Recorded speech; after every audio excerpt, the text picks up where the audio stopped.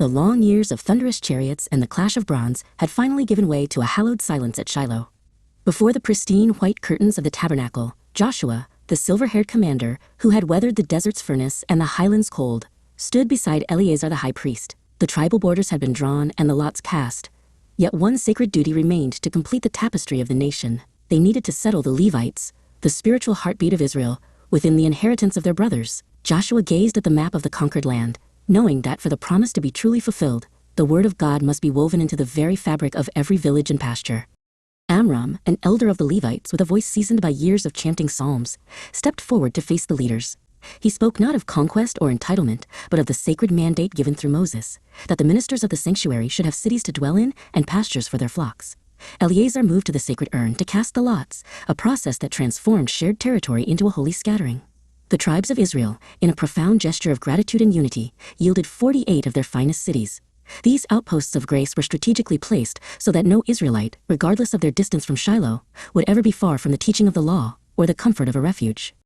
With the final city assigned, a profound Sabbath rest descended upon the hills of Canaan. Joshua ascended a high ridge, his hand resting on the shoulder of his young grandson, Yamin. Below them, the valley was a mosaic of emerald fields and golden grain, where the lowing of cattle had replaced the frantic cries of battle. Joshua gestured toward the horizon, explaining to the boy that this tranquility was not merely the spoils of war, but the harvest of an ancient covenant. He spoke of Abraham's stars and the long trek from Egypt, teaching Yamin that the peace they now breathed was the physical manifestation of God's unwavering breath. Near the gates of a newly designated Levite city, Amram prepared his small caravan for the journey ahead. He encountered Yamin, who had come to see the Levites depart for their new homes. Amram knelt to the boy's level, explaining that, though the Levites would live apart from their kin, they were the thread that held the tribes together. He told Yamin that the end of the journey was not just about having a house, but about building a home where the presence of the Lord could dwell in the midst of his people. As Amram turned to lead his family toward their new sunrise, Yamin felt a sense of security that no fortress wall could ever provide.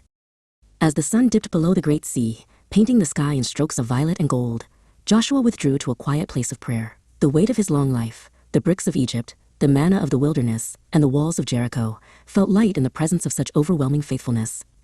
He looked across the darkening landscape and whispered a final, trembling confession of praise. Every word spoken to the patriarchs had come to pass. Not a single promise had fallen to the ground. The land was theirs, the rest was won, and the God of Israel had proven himself true to the very last syllable. Under a canopy of emerging stars, the old soldier finally found his own rest in the shadow of the Almighty.